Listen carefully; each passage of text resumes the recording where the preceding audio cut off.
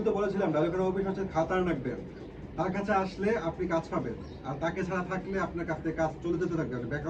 বেকারত্ব আপনাকে ওই রান্না বান্না করতে হবে যেটা গৌতম শাহ করে, চিংড়ি মাছের ভর্তা, আচার, এইসবই করতে হবে তার। কারণ বুবলির সাথে আর যাই হোক ওই একটা ব্র্যান্ডেরই কাজ করছে তারা। এখন বারিশ হক বিফা অ্যাওয়ার্ডে বারিশ হক ও অবিশ্বাসকে আমার ডায়লগ কুইন সম্বোধন করেছেন। আবার গতকালকে আবার ডায়মন্ড ওয়ালের একটা অনুষ্ঠানে যেখানে র্যাম্পে অবিশ্বাস সেরেছেন সাদা শাড়িতে, আপনারা দেখতে পাচ্ছেন কত গর্জিয়াস লাগছে ডালিউড কুইনকে, এবং সেটাও তিনি তার পেজে শেয়ার করেছেন। এবং ডালিউড কুইনের এই কাজটাকে শেয়ার করে তিনি আবারও কিন্তু ডালিউড কুইনকে ডালিউড কুইন বলে সম্বোধন করেছেন। অর্থাৎ অপুদিকে তিনি পটি রাখতে চাচ্ছেন।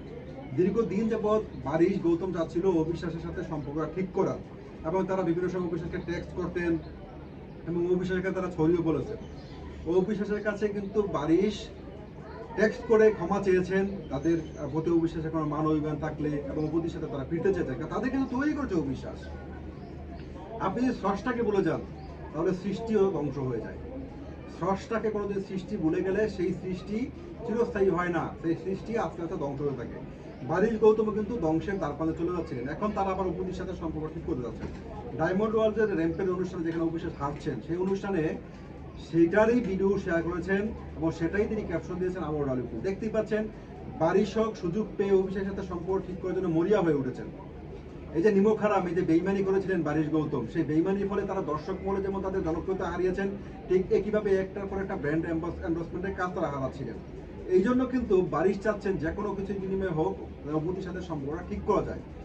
এখন অপুদিকে নিয়ে তিনি পোস্ট করছেন, অপুদির সাথে ডায়মন্ড ওয়ার্ল্ড অনুষ্ঠানে বিফা অ্যাওয়ার্ডসে তিনি পার্সোনালি কথা বলেছেন এবং বিভিন্ন চ্যাট করেছেন।